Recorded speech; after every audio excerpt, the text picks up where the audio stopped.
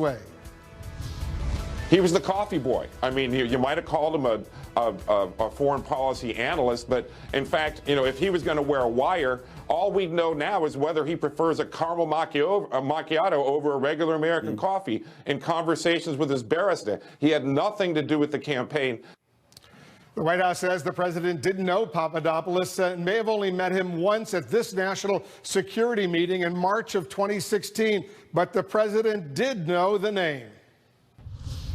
Do you want I could give you some of the names? I wouldn't be delighted. George Papadopoulos. He's an oil and energy consultant. Excellent guy.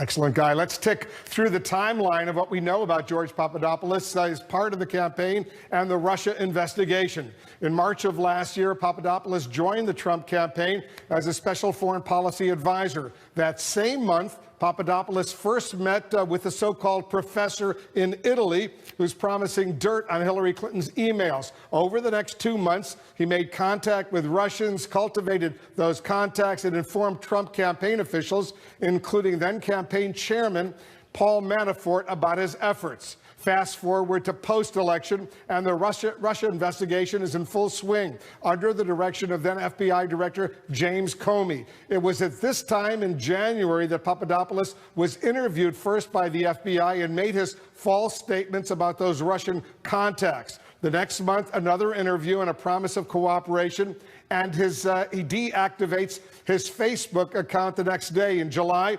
Papadopoulos was arrested at Dulles International Airport just outside Washington, D.C. And a few months later, in early October 5th to be precise, he enters his guilty plea for lying to the FBI. We are now learning more about one originally unnamed person who figured prominently in the complaint.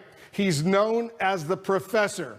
Our international diplomatic editor, Nick Robertson, is joining us now from London. Nick, you've been talking to a source who knows this so-called professor. What is your source saying?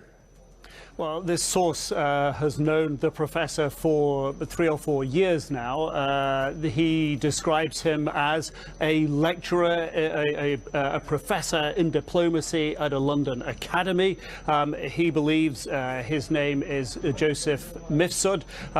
One of the reasons that he believes that he is the professor is because Joseph Mifsud connected the source to George Papadopoulos for a meeting. Mifsud told my source, why don't you meet Papadopoulos to discuss, President Trump's message to various world leaders. My source, within a day of that email exchange, met with